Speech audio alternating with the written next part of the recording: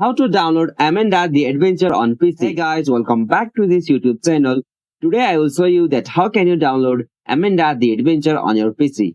So let's get started. On this process, at first you'll have to open any browser on your system. Alright, so after you open the browser, in this source field you'll have to type for Steam. Alright, so after you type it, you'll have to just hit the enter. Okay, so from here you'll have to visit the official website of Steam. So simply click on it. Alright, so now after you come on the official page of Steam, you have to just go in the source field and type for Amanda the Adventure.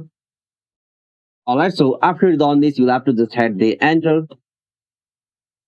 Okay, so now after you search the Amanda the Adventure on Steam, you'll be able to find so many options here. So simply you have to select one from here. So simply select this one, Amanda the Adventure. Alright, so simply after you find the Amanda the Adventure, you'll have to scroll down and you can also download the demo. And from there, with the demo version, you can confirm that this is the game that you want. So simply after that, you can now install or download this Amanda Adventure on your PC. So for that, you'll have to just tap on this add to cart option and from here tap on in cart.